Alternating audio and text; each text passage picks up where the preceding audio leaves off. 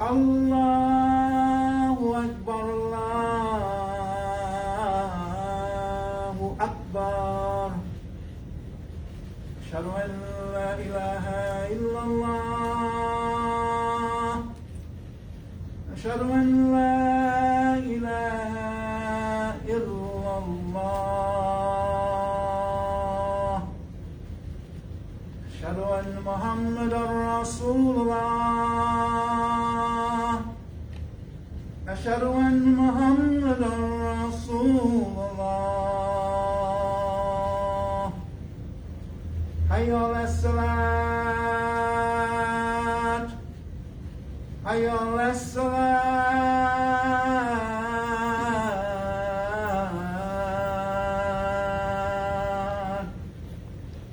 Hayya ala falah. Hayya ala falah.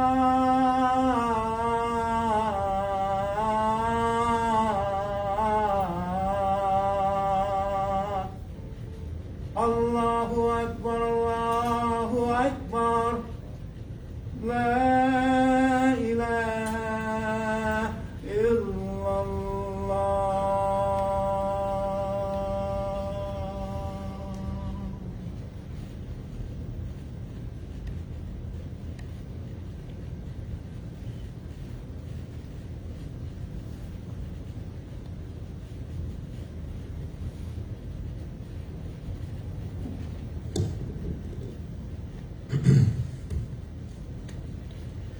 بسم الله الرحمن الرحيم. الحمد لله رب العالمين. نستعينه ونستغفره ونؤمن به عز وجل. وأشهد أن لا إله إلا الله وحده لا شريك له. وأشهد أن محمدا عبده ورسوله صلى الله عليه وسلم وعلى آله وصحبه أجمعين. أما بعد. أيها المسلمون. With Allah's name, the merciful benefactor, the merciful redeemer, all praise belongs to Allah, the guardian evolver, the cherisher, keeper, sustainer of all the systems of knowledge, all the systems of science. We seek His help. We ask for His forgiveness. We put our faith and our trust in Him. Mighty and sublime is He. I bear witness that there is nothing worthy of worship except Allah alone, the one and only. There is none like unto Him.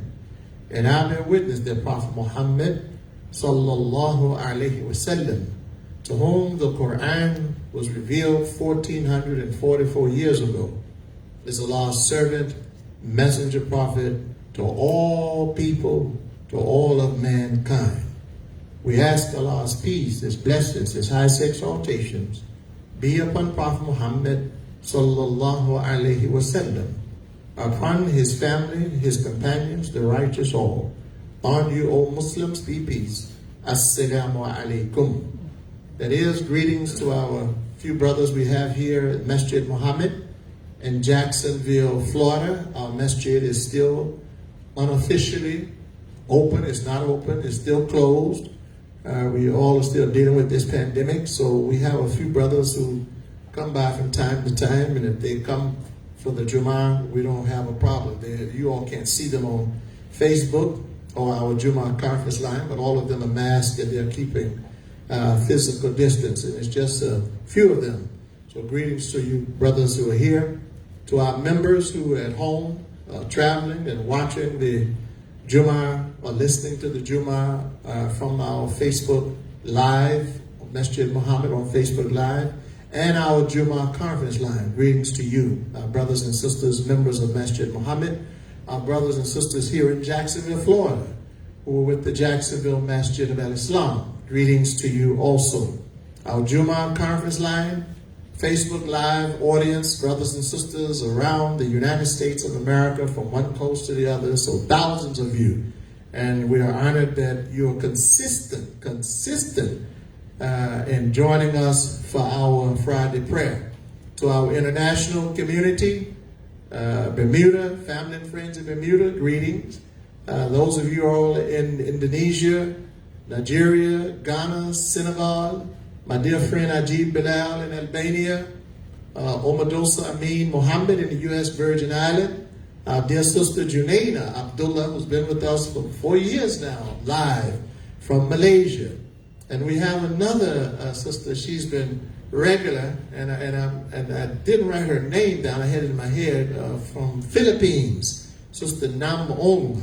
She's been joining us for the past few weeks, so dear sister, if you're on with us, greetings to you and thank you. Welcome to our community here in the United States of America. And she's from the Philippines. Greetings to our brother Donald Eubanks in Yucatan, Mexico. Brother William also in the Philippines. And so many of you from around the world, Saudi Arabia, Bahrain, Kuwait, Egypt, Pakistan, India, Australia, France, London, the UK, all over the world. And this is the blessing of modern technology. And Allah referenced it in the Quran 1400 years ago. We didn't know how it was going to happen. Allah says to the Prophet in the Quran, to Muhammad sallallahu alaihi wasallam, praise and peace be upon our Prophet. He said to him, wheresoever, revelation, wheresoever you may be, God will gather you and collect you together. Now, that's a reference to the technology in the day and time that we live in. People, this is one small world now. We're connected all over the world, and we are very grateful and thankful to the corporate leaders at Facebook that allow us to be on their platform. Thank you all very much. I know you listen, those of you all who are responsible for listening, to making sure that our content is good for our community. So we thank you very much for allowing us to be on this platform. And also, I want to say we want to thank YouTube. Though we're not on YouTube Live, but we will post on our YouTube channel. We actually have a channel. Al Islam Worldwide Ministry is our own independent YouTube channel that people can watch on the television, laptop, phone, or whatever, and share with people all over the world. So we thank them also for allowing us that platform. And blessed and happy Passover to our Jewish friends. This is their sacred season and holiday. Next week will be the sacred season for our Christian friends. It will be Easter for them next week. So our greetings to our Jewish friends. Blessed Passover, happy Passover to you. Now, before we start with our lecture today, it is my practice, and I do it from my heart, because we're still living in the middle of this pandemic, global plague all over the world, and I want us to be mindful of that and have a moment of silent prayer for those who've lost their lives, and we pray that those who have this virus and disease recover. So let me give you the numbers, as I do every week. The global cases still growing and not reducing. The increase is dropping. 126 million cases, point something. So 126 million cases. Deaths, unfortunately, 2.76 million. This is around the world. But I like to share this good news. Recovered from the virus, 101,841,000 around the world. Recovered. In the United States of America, unfortunately, we lead the world, the rest of the world, other nations, in the number of cases we have in America. America is number one in cases. And we're not the largest nation in the world, but we're number one in cases. 30,780,000 cases as of today. Unfortunat97 897. So 559,897 deaths just in America. However, recovered 23 million recovered. Is that a 3 or 8? Yeah, 23 million recovered. Maybe 8, I'm what I wrote here, but I think it's 23 million that's recovered, which is great news. The state of Florida, 2.03 million cases in Florida, where we are. Deaths, unfortunately, going up. Cases going up. 32,956 in the state of Florida. Duval County, Jacksonville, Florida, where we are, 91,915 cases. So we're approaching 100,000 cases in Duval County. I don't know why people are acting like it's over. If you can count to 10 or 100, unfortunately, these numbers keep growing. It's not over by a long shot.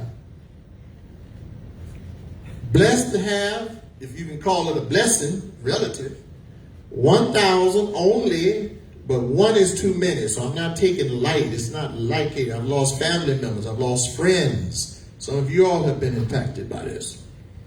1,287,000 deaths. Now, this is from last week, remember? Well, you may not recall, but it was 1,000, I'm sorry, I said 1 million. 1,287 deaths as of today for Jacksonville. Last week, it was 1,258. So what does that mean? We increased by 29. So, though the rate of deaths and infections and cases are slowing, the cumulative number is still growing. So let us be careful out here, and we thank Allah, thank God for all of the remedies and all of the solutions, as our Prophet Muhammad taught us, that God never sends or allows a sickness without a cure, an illness without a cure. No, so God, He doesn't allow mankind to just experience plagues with no solution, sicknesses and illnesses with no cure. God, the prophet said, God did not. For every illness, there's a cure. And you have to work at it and find it. So these brilliant-minded scientists around the world, led by Muslims, alhamdulillah, the Muslims have taken the lead. They took the lead on this to come up with these vaccines that appear to be doing more good than harm.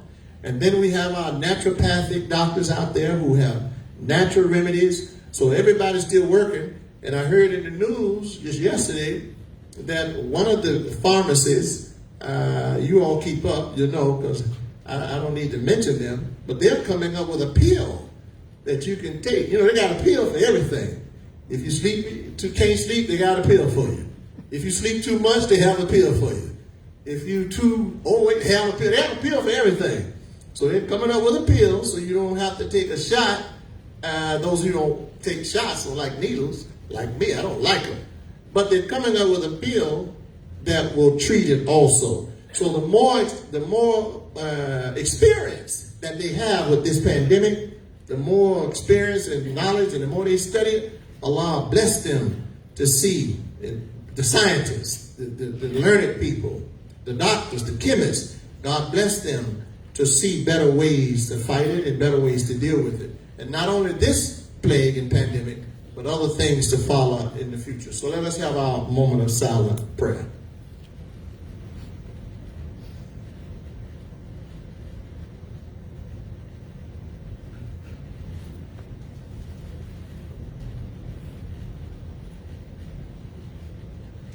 Ameen. And in mine, and I meant to mention, but I did for us, in my prayer, so God forgive them their sins and rest their souls, those who have passed on in paradise, have mercy on them, and bless their family members to be able to handle and deal with the loss of their loved ones, families, and friends. But in my prayer, and I forgot to mention to you, you could do it at a time, I also included the victims of the Boulder, Colorado. Colorado is the state, Boulder's the city. Boulder, Colorado, that were unfortunately killed. The 10 people, victims that were slaughtered by the mentally deranged individual. And also those people that lost their lives in Atlanta last week in the constant by another mentally deranged person. So I included them in my prayer. And I want to say to the media, we thank you all. You were kind of restrained. You held yourselves. You restrained because I was looking and I was listening, but you're being restrained. You didn't blame this on Muslims and Muslim terrorism. It has nothing to do with any terrorism. This is not Islam. Nobody who's a Muslim, who's a real Muslim, a practicing Muslim, goes around killing innocent people. So let's just be on the record saying that. I've said it numerous times.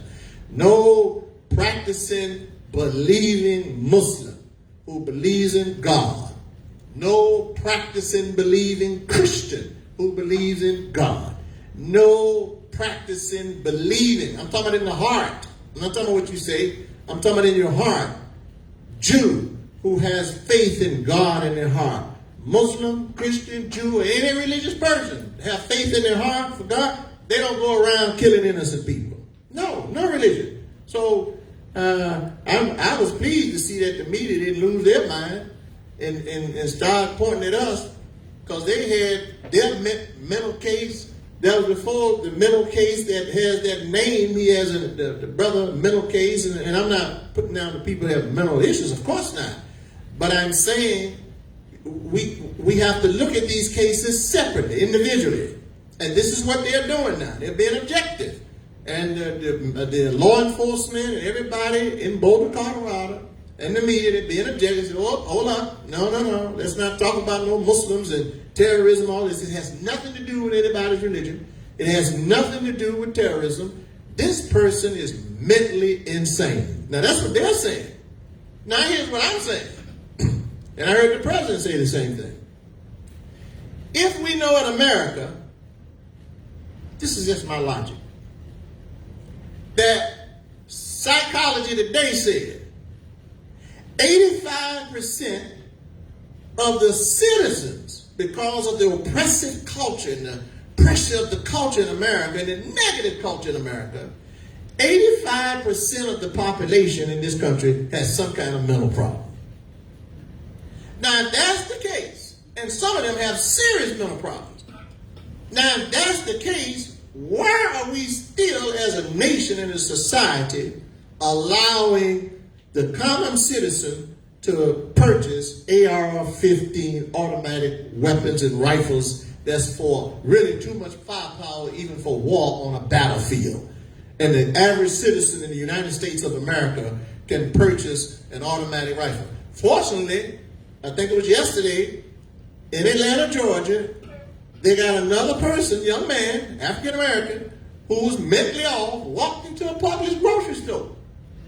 You know how many times I go to Publix in Jacksonville?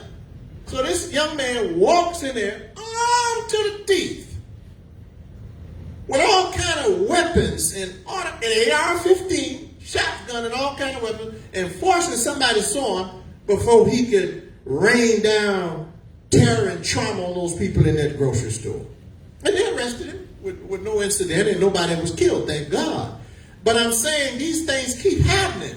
So our policymakers, and I support the President of the United States, President Biden. He said, we time out for all these weapons. We got to get rid of these weapons of mass destruction on the streets of America. And I'm going to give you the statistic, and I'll start with it. And my lecture, I'm into it now, just haven't told you what the subject is. The two sons of Adam, Cain and Abel. The two sons of Adam, and how one murdered the other. So I want to address this violence from the Quran and from the teachings of Muhammad the Prophet, so we will be on record. Our voice is added to those who are speaking out against this tragedy, continued tragedy, and it's not going to stop. Every time I mention it, unfortunately, and I'm not predicting anything, I'm just looking at what keeps happening in America. It's not going to stop until some sane people in Congress, the Senate, these state houses, policymakers decide, pass laws to take all these guns off the streets of America, these dangerous weapons off. Now, that has nothing to do with your Second Amendment rights. I'm not talking about that. I'm talking about who needs an AR-15 to hunt a deer. Because when you start, you tear the deer up. Who needs an AR-15? These are the gun, the cop that got killed, God rest his soul, in Boulder, Colorado. He was just armed with a sidearm. He shows up, the killer has a weapon more powerful than anything he can deal with. So his family has to suffer the loss. The city has to suffer the loss because he is outgunned by the average citizen because he don't have that high power capacity. I'm talking about law enforcement. Okay? So I'm not talking about the Second Amendment. I'm talking about these weapons that do mass killings in a matter of seconds, just drop people. Now here's the statistic I want to give you, and I'll start reading from the Quran. because I'm giving you this background for my lecture today. The two sons of Adam, Cain and Abel, the two direct sons. All of us are considered children of Adam, Bani Adam, but the two direct. The United States of America represents, and some have a different data point, statistic, merit, 4.4% of the world's population, 7 billion people in the world. So let's just round it off. Let's say 5%, 350 million people. It's a little less than 350 million people in America. So there's 7 billion people in the world. 5% of that is 350 million, because I've seen the data that say 4.4, and I've seen data that says 5%. So let's take 5%, it's easy math. 5% of the population of the world, we represent the United States as a nation, 350 million people. But we represent and we control and own, listen to this, I was shocked, 45% of all the guns in the world is in the United States of America. What? We only represent 5% of the population, the world's population. But we own 45% of the world's guns. So, you know how they say, Houston, we have a problem? America, we got a gun problem. And it just didn't start. It's been happening over time, and because they don't address it, it keeps getting out of hand. You know how many guns they say we have in America? I told you how many people they say we have, 350 million. You know how many guns they say we have? And I'm sure those numbers are going up to 370 million guns in America. Yeah, that's one for every citizen plus some. We got to correct it. And our president is saying, the current president, President Biden, and the vice president, Kamala Harris, she was here in Jacksonville Monday. And she's saying, and he's saying, and I'm with them 100%, say, oh, no. We have to get this under control. You're losing too many people, and God protect us, God forbid, God keep us safe. But these people were going to the grocery store in Boulder, Colorado. Just normal day-to-day activity. They wasn't at a bar, they wasn't at a gang fight, they were just going to the store. And in Jacksonville, Florida, 2 weeks ago, a couple of weeks ago, kids playing in a football game, little league kids. 500 of them together. I don't know why they got 500 people together during the pandemic, but they had them. And out in Mandarin, south of that, you all in the world community and local around the country, you don't know these places. But I'm speaking to people in Jacksonville too. And they had gunfire break out there among the little children. And the little children running for their lives. People looking for the kids seeking shelter. This is insanity. So let us read now from the Quran, our subject. The two sons of Adam. This is Quran, Cain and Abel. But before the Quran, this story is also in the Bible. And I'm not going to read that because I don't have the time. I'll give you the references. Genesis, that's the first book of the Bible, 4, verses 1 through 15. The story of Cain and Abel. Genesis 4, 1 through 15. But in the Quran, it's in chapter 5, begin with verse 27. Now I read, Bismillahir Rahmanir Rahim. With God's name, the merciful benefactor, the merciful redeemer. And don't forget what I'm addressing now.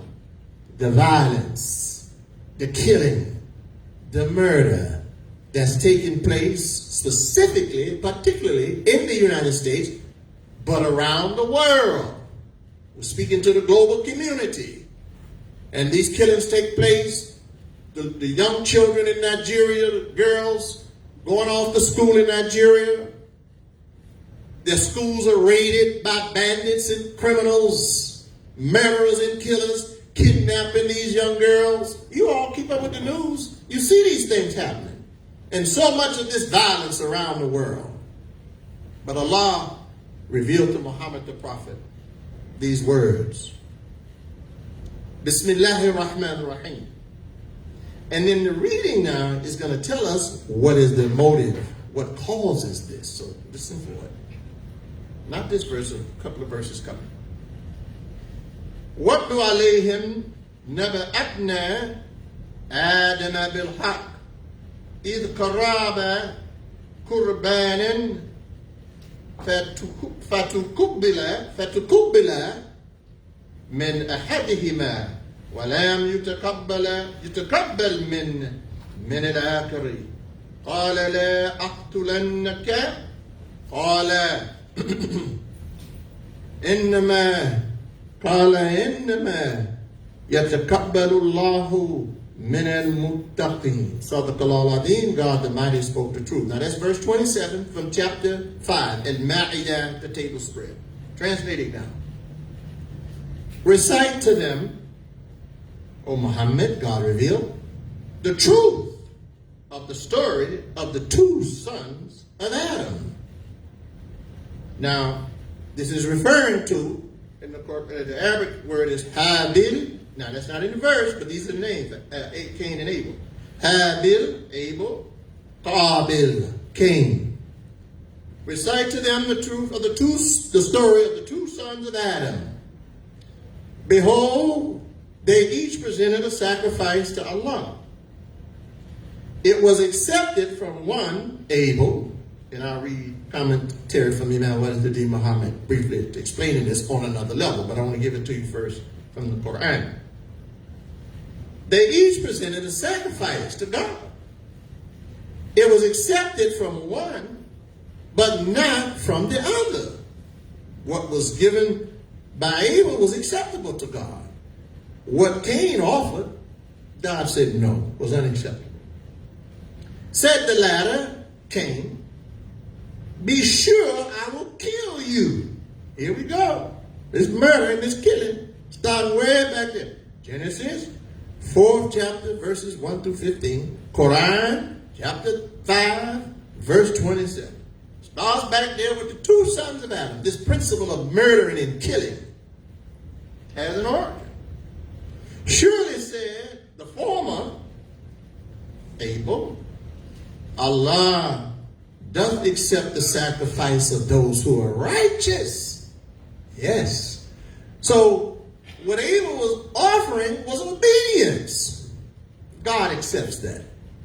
What Cain was offering was not. He was offering something from the earth. And he thought that what he was offering from the earth was more valuable than what Abel was offering from his heart. Obedience to God. Taqwa. Does accept the sacrifice of those who are righteous. Now verse 28. لَهِمْ بَسَطْتَ إِلَيَّ يَدَكَ لِتَقْتُلَنِي مَا أَنَا بِبَاسِطٍ يَدِيَ إِلَيْكَ لِأَقْتُلَكَ إِنِّي أَخَافُ اللَّهَ رَبِّ الْعَالَمِينَ. This is verse 28. If thou do stretch out your hand against me to kill me, to slay me, it is not for me. I'm not a murderer. This is Cain. I'm sorry, Abel speaking to Cain. It doesn't say all of that. You have to know the story. You study it to get the background. If thou do stretch thy hand out against me to kill me, it is not for me to stretch my hand against thee to kill you. For I am afraid in the akhafun. This is mortal fear, khawf. It's not taqwa, this is khawf. This is not khashiyat, this is khawf. I'm afraid for my mortal being. For I do fear Allah, Rabbil Alameen, the cherisher of all the systems of knowledge and science. Muhammad the Prophet is reported to have said, there were two men, and I'm sure there's a reference to this hadith for Cain and Abel. There were two Muslims, actually, in the hadith of Bukhari. And they both proceeded to fight with each other, and one killed the other. And Muhammad the Prophet said, both of them are going to hellfire. Because the other one intended to kill his brother also. It just so happens one got the upper hand of the other. But the prophet, he said, but you're both going to hell. Because your intent was to kill each other. See? And you got to follow this now. This is not self-defense. This is murder we're talking about. I'm not talking about self-defense. I'm talking about two people mad at each other. I can get on record and say this because I'm going to appeal to my brothers on both sides of this conflict. Saudi Arabia and Yemen would fit that hadith. Now I hear that the Houthis are trying to make peace and the Saudis are trying to pull back because our government in the United States of America say, hey, we're no longer going to support you, Saudi, in one of the worst humanitarian efforts on earth. Starvation of children, killing of children. So the Saudis are pulling back. This is what I heard recently. And I'm appealing to them as your brother from America, from the United States of America. And I'm reading from the Quran, your book, my book, our book. And I'm giving you the hadith of Muhammad the Prophet ﷺ, that says, you two trying to kill each other, both of you going to hell. And God says in the Quran, in Surah Al-Hujurat, make peace between your warring brothers. They know the Quran, they know it better than I do. They've had it for over 1,400 years. I'm talking about the Muslims in Saudi, the Muslims in Yemen. They know God says, make peace between your two warring brothers. And the one who refused to put down the weapons of war, everybody turn against that one. I'm giving you the Quran. I'm not giving you my opinion. So if we're Muslims, are we going to keep following our opinion, our hot-headed passions? Or are we going to accept the word of God that was revealed to Muhammad the Prophet that we say we follow? They say they're followers of Muhammad. I believe they are, of the Quran. Then follow what God gave to Prophet Muhammad. And lay down your weapons of war. And stop slaughtering and killing your women and the children in these communities. And obey God. Verse 29. Inni uridu an tabu abi ithmi wa ithmika fatakuna min ashabin nar wa dhalika jazaa'u adh-dhalimin.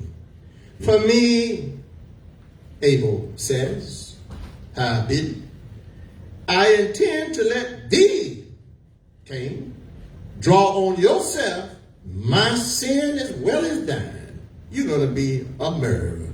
I'm not going to engage you in this conflict. This is what I'm reading from the Quran. That has meaning on another level, but I'm giving it to you just literally as it is. To address this violence in America and the world. For thou will be among the companions of the fire. So the Quran is saying what the Hadith is saying. The Prophet told them, both of y'all going to hellfire because either one of you, both of you, tried to take out the other one. And what was the motive behind this? We'll see. You go to the court, the judge said, what led you to kill this man? What was your motivation? God doesn't leave the guesswork. He gives the prophet the motivation in the next verse. For I intend to let thee draw on thyself my sin as well as thine, mine too, and yours, your sins and mine. For you will be among the companions of the fire, ashab an-nar. And that is the reward of those who are oppressors. Min al-zalimin, jazaa'u al-zalimin, the reward of those who are oppressive. Verse 30. فَتَوَّعَتْ لَهُ نَفْسُهُ قَتْلَ أَخِيهِ فَقَتَلَاهُ فَأَصْبَحَ مِنَ الْخَاسِرِينَ. Now here's the motive and the motivation for all this killing. In America, Yemen, Africa, around the world, Rohingya, China, leaders. And Mr. President, thank you so much for telling President Xi that you're going to sanction them if they don't stop oppressing the Muslims in northwest China, Beijing area, the Uyghur Muslims. We appreciate it. Keep the heat on him. Keep the pressure on the president of China. The selfish soul of the other led him to the murder of his brother.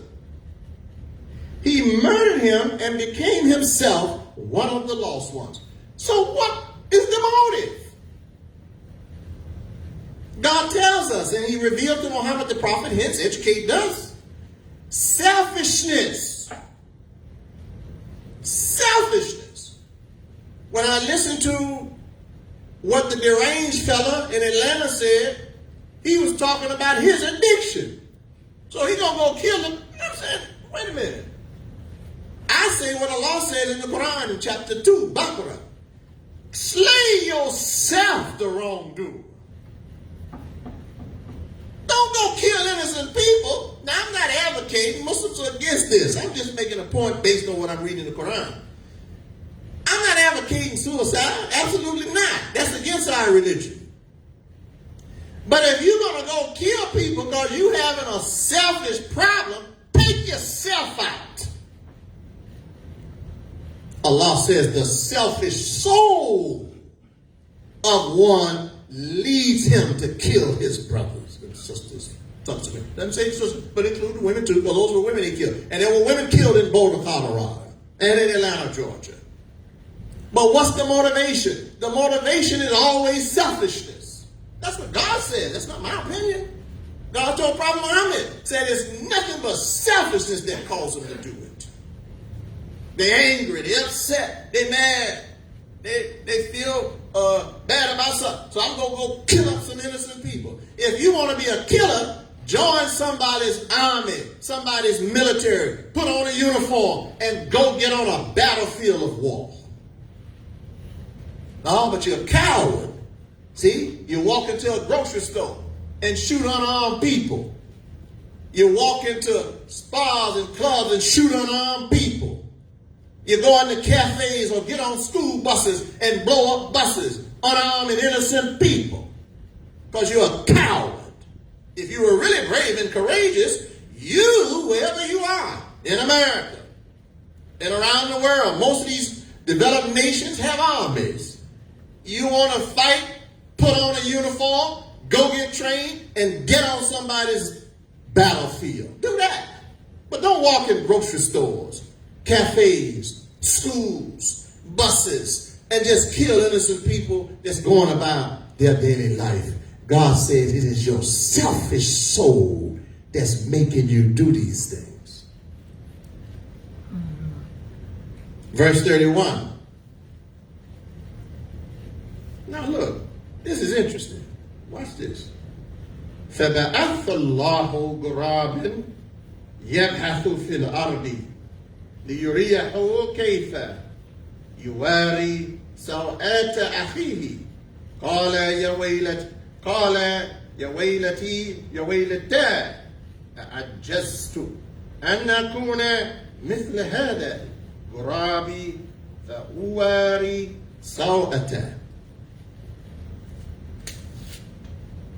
سَوْآتَ أخيه فأصبح من النادمين. Sadaqallahu al-Azim, God Almighty spoke the truth.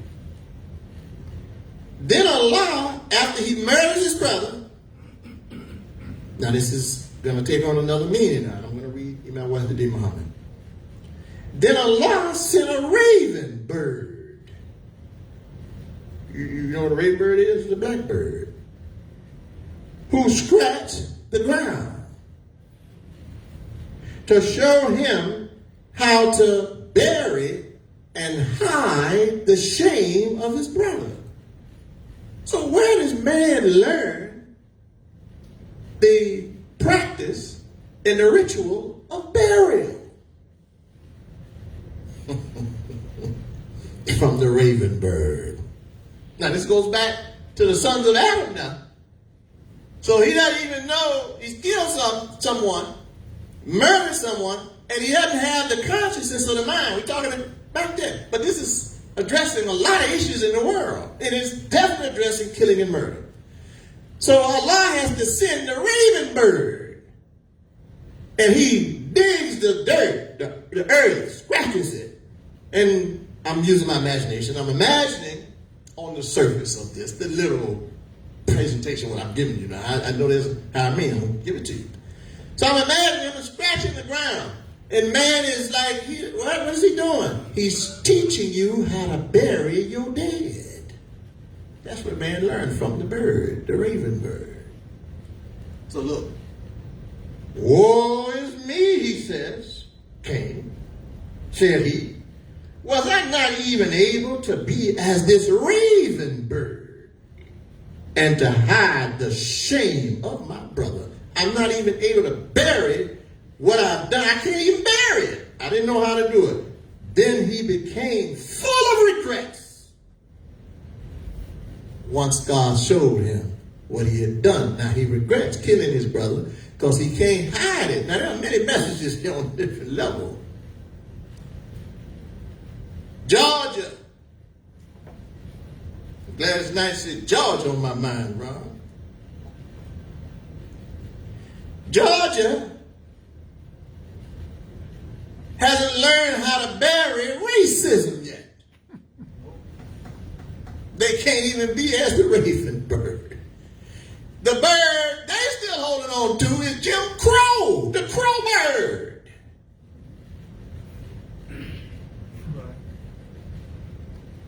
They want to maintain power over the African Americans in Georgia and 43 other states around the United States of America. I think Florida might line up next. Bury this racism. Learn from the raven bird. Bury Jim Crow. We thought Jim Crow was buried. And they're reviving it, exhuming racism. You know how they exhume a body? They're exhuming racism. They're exhuming white supremacy. And right here in Jacksonville, Florida, they're going into the schools arguing, oh, we don't want to take down the racist Confederate General Jackson and Robert E. Lee. Cost too much money to take them names off the schools. You know, this is what we're dealing with in Jacksonville. And I'm saying the cost that happened to the slaves was more than anything that it cost to at least remove their name. Do you know the cost that our people paid under those people? You can't put a price tag on it. Benjamin Waterhouse did. He said $13.8 trillion. That's what we use the labor, slave labor, to build our nation on. Read the book. Benjamin Waterhouse, The History of Business in America, and how he talks about how these racist white supremacists benefited off the backs of African slaves. And now they got the nerve to insult us on TV and to your face. Oh, it costs too much to take down these racist generals. Slave holding and slave catching and slave killing people. You should be ashamed of yourselves. Those of you who have this mindset in America in 2021, the entire world is watching you. And they're saying, wait, what is this in America? We thought this was a nation of democracy. We thought it was a land of freedom. Yeah, to an extent for certain people. But when they see the power shift and the landscape shift and the tectonic plates start shifting and the sea change of power shifting, oh, no, exhume racism. Exhume the dead slave master and bring him back.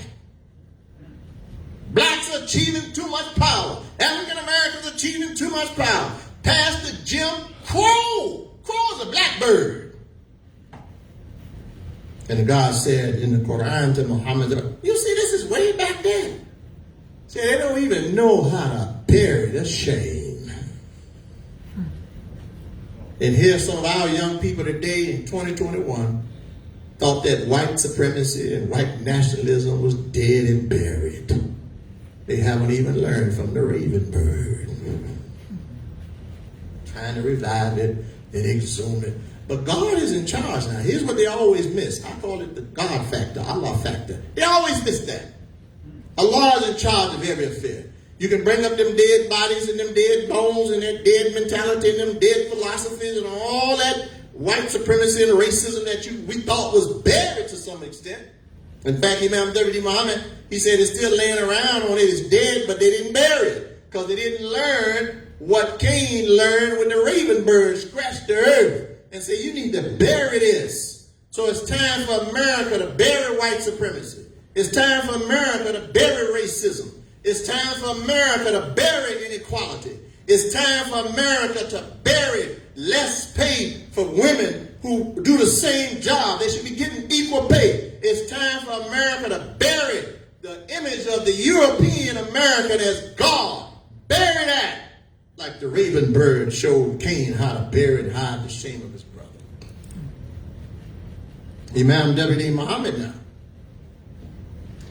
Let me move this. And excuse me for shouting at you. I'm not shouting at you. That's just the force of what I'm saying. Don't take it personal. Unless you're a racist, you can have it. I'm talking to you. Let's be clear. I am talking to you. And I'm talking to all of you that's trying to exhume the dead body of Jim Crow and Jim Crow laws so that the citizens can't vote. And the president, he said, do we want an autocracy as a nation or we want a democracy? Because that's what's on the line. And if you didn't want us to vote, you shouldn't have brought us here in the first place. But it's too late for all of that. Imam Muhammad, tafsir now, commentary, and I'll sit.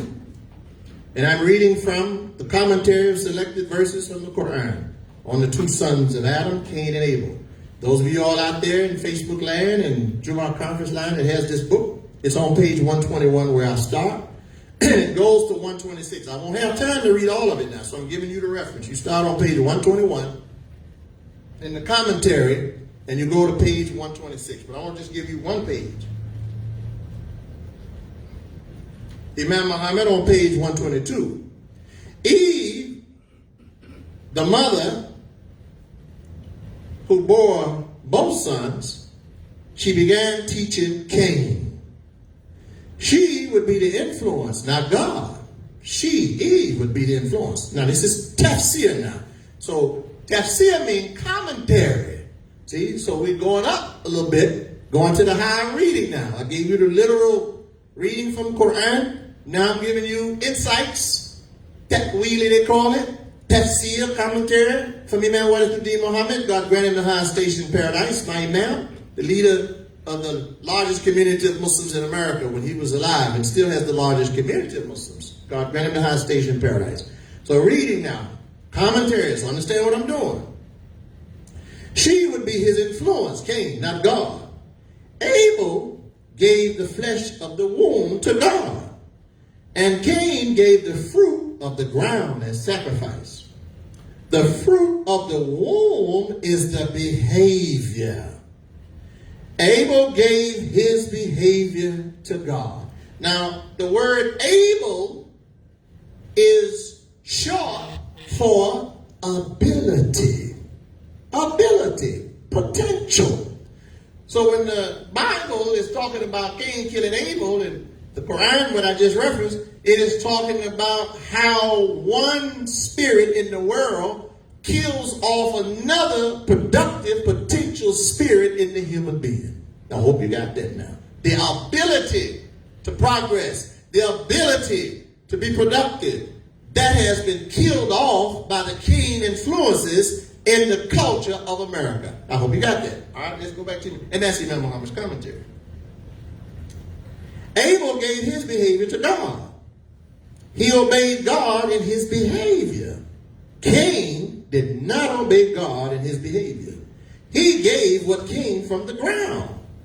He thought by him progressing the intellect, I hope you see where the Imam went with this, that he was serving God, and he thought that his aiding the intellect to develop was a greater charity, sacrifice to God than obedience. The world of the wicked think our righteousness is not as much of a tribute to God as the advancement of the sciences. From Cain came Tubal-Cain, craftsmen in all fields, skillful artisans, industrialization, modernization of the world, all came from Cain. Tubal, T-U-B-A-L. This is in the Bible. You have to go to the Bible now. This word is not in the Quran. This is in Genesis. Tubal means the power of science, how to form material matter into instruments to contain the spirit.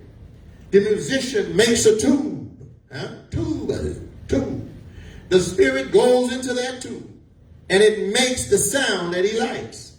It appeals not to his intellectual ear, but to his sensuous ear.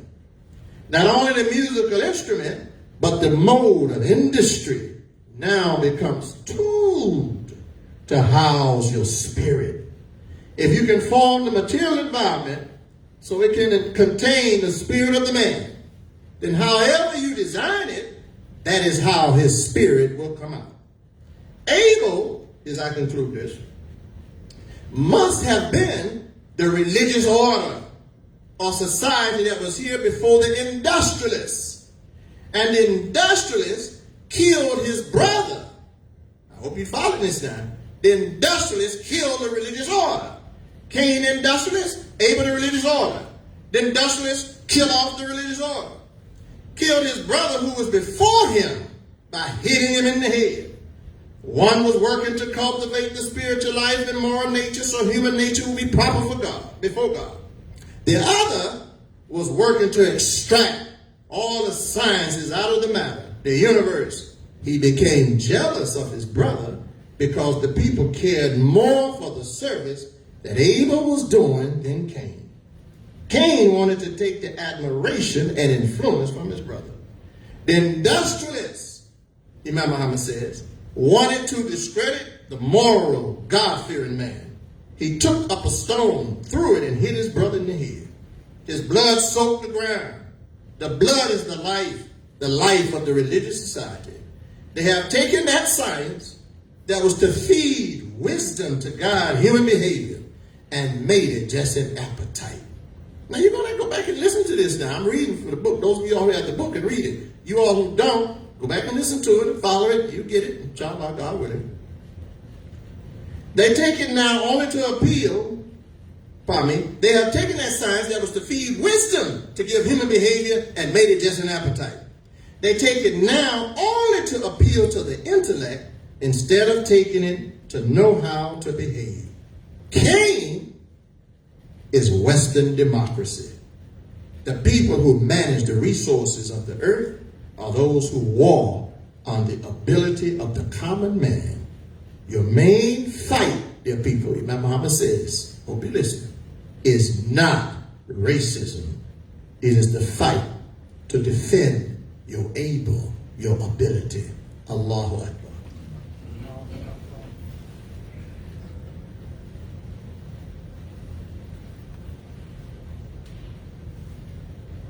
بسم الله الرحمن الرحيم والصلاة والسلام على رسول الكريم صلى الله عليه وسلم وعلى آله وصحبه أجمعين أما بعد أيها المسلمون. Dear Muslims, dear Christians, dear Jewish friends, greetings of peace. Assalamu alaikum to the Muslims. Peace be with you to our Christian friends, and shalom to our Jewish friends. Let me conclude now, shift the focus a bit to quickly, just only 3 to 5 minutes, on the second part of this lecture khutbah on business, economics, community life. The Honorable Jerome Powell, I'll take 5 minutes of this and we'll pray, the chairman of the Federal Reserve. I was watching him this week, his presentation to the Congress.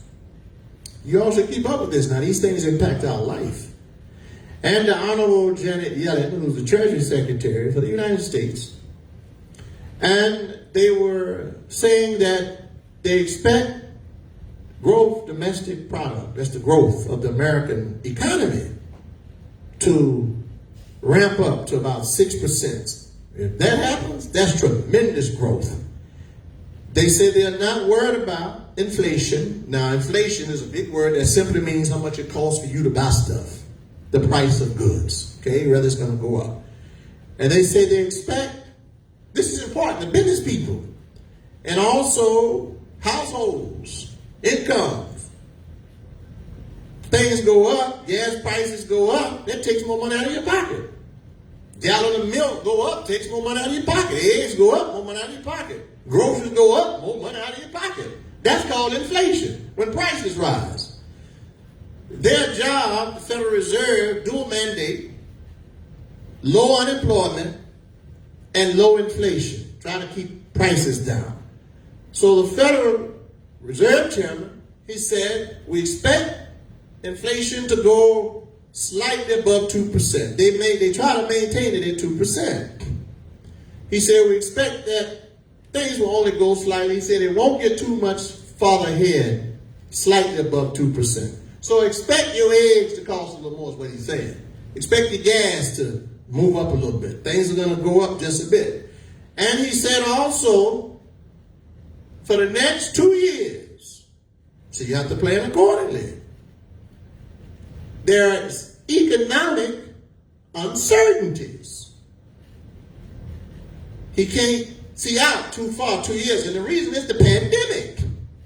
See, everything right now is based on COVID-19, the coronavirus. So the more the world can get the pandemic under control, the better off the world is economically.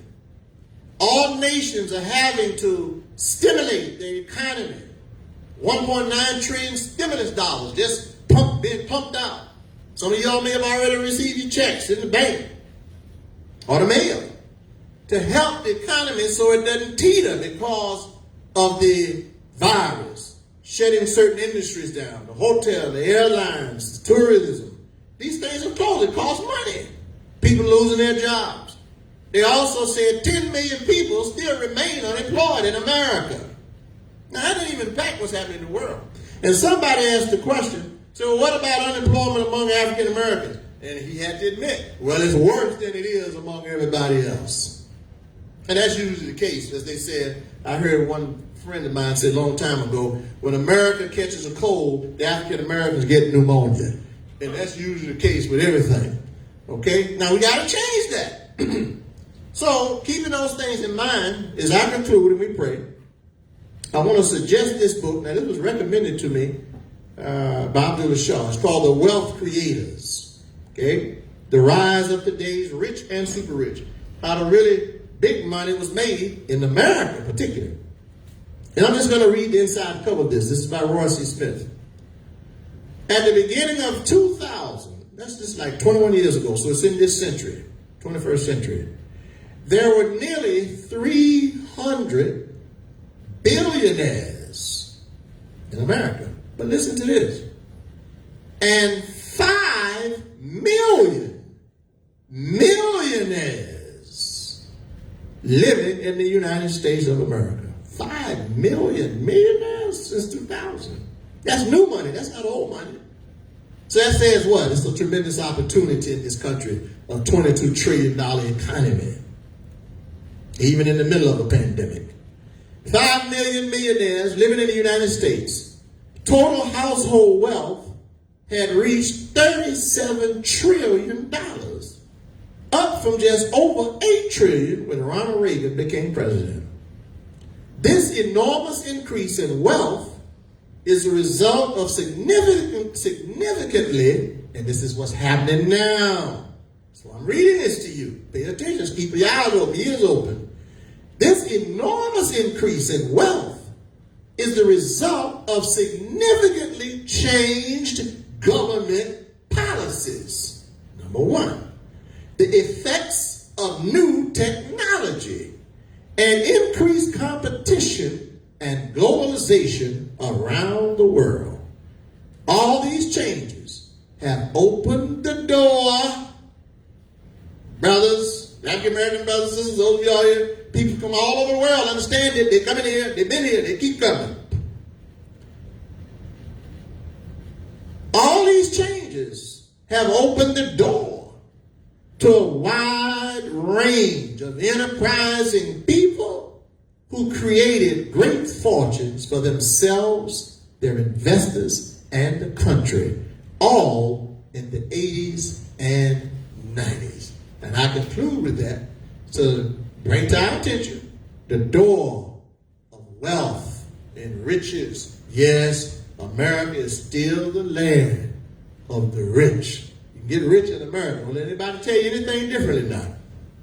And I just told you they had 5 million millionaires since the year 2000. So let us not close our eyes. Oh, there ain't no money in America. There's plenty of money in America. You just got to open your eyes and take good advantage of the opportunity that's before us. Rabbina atina fid dunya has to offer us. And grant us the best that the next world and the next life has to offer us. And save us from the punishment of the fires of sins. Ameen. Iqama salat. الله أكبر الله أكبر أشهد أن لا إله إلا الله أشهد أن محمدا رسول الله حي على الصلاة حي على الفلاح قد قامت الصلاة قد قامت الصلاة الله أكبر الله أكبر لا إله إلا الله لا إله إلا الله محمد رسول الله.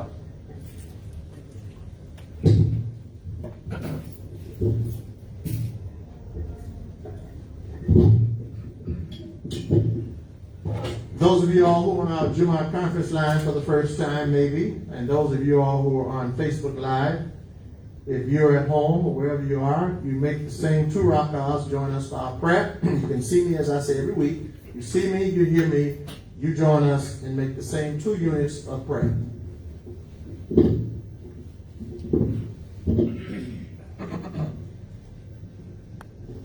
Allahu Akbar.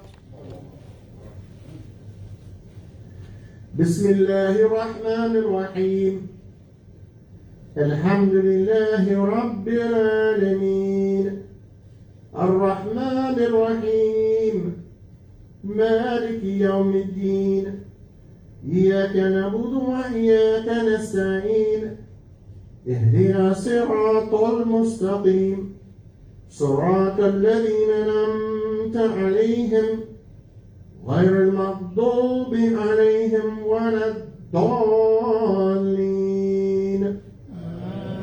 آمين.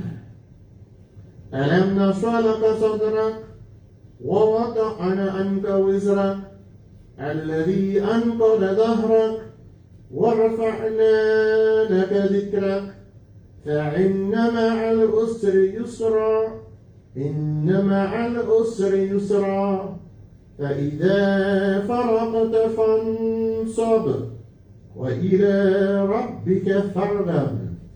الله أكبر.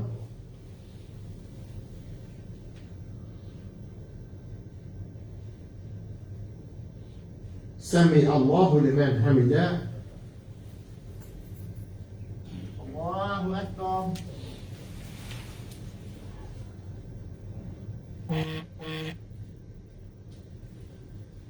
الله أكبر.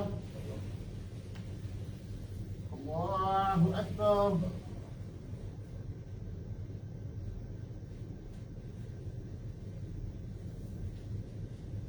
الله أكبر.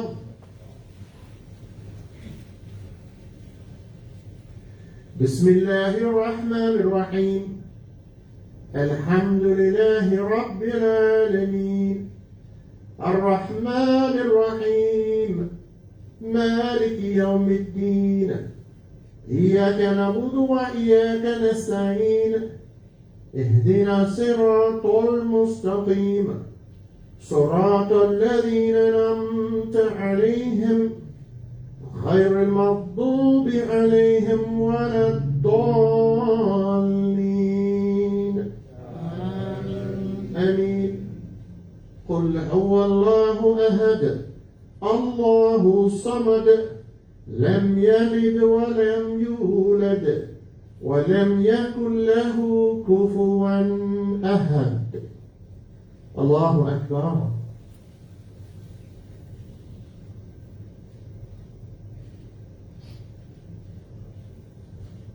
Sami Allahu liman hamidah. Allahu Akbar.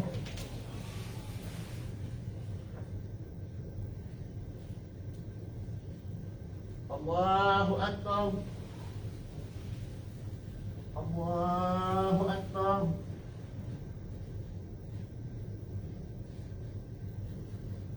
Allahu Akbar.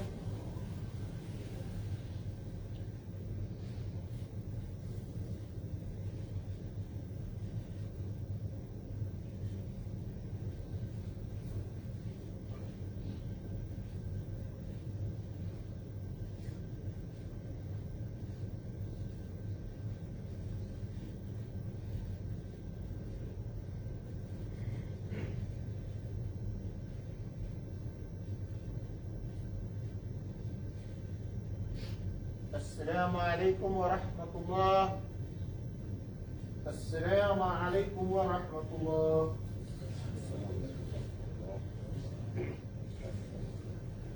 ربنا لا تزغ قلوبنا بعد إذ هديتنا وهب لنا من لدنك رحمة إنك أنت الوهاب. الفاتحة. بسم الله الرحمن الرحيم. الحمد لله رب العالمين الرحمن الرحيم مالك يوم الدين إياك نعبد وإياك نستعين اهدنا الصراط المستقيم صراط الذين أنعمت عليهم غير المغضوب عليهم ولا الضالين. Ameen. Taqabbalallah. May Allah accept our prayers. Thank you all very much for joining us on our Jummah conference line. Thank you for joining us on Facebook Live. You'll be able to view the Jummah later on Al-Islam Worldwide Ministry on our YouTube channel. I want to thank those of you all who support us, contributing, sending your contributions, and contributing online. If you want to donate, www.alislam, that's A-L-I-S-L-A-M, Al-Islam Worldwide Ministry.com. You want to mail in a contribution, P.O. Box 3204, Jacksonville, Florida, 32206. Don't forget to support your local communities, your local mosques, your local temples and synagogues and churches. Don't forget to do that also. Announcement, this coming Sunday, we will conclude the Study Al-Islam program. It's sponsored by my dear friend Fitra Muhammad. You can go to studyalislam.com. Time is 10 o'clock. She has the phone number on the website. You can look at Muslim Journal, those of you all who have it. If not, go studyalislam.com and you'll get the time. I will be the presenter concluding this session on the community life building in the circumstances surrounding verses and revelations of the Quran. So I'll be making comments on chapter 35. This coming Sunday, 10 o'clock a.m. Eastern Standard Time. So go to studyalislam.com and you'll be able to get the call-in number. It's on the phone, so you'll be able to get the call-in number for the program this coming Sunday, inshallah. Thank you all for joining us. Wash your hands, wear your masks, practice the physical distancing, and stay safe. This pandemic is long from being over. Don't drop your guard, G-U-A-R-D.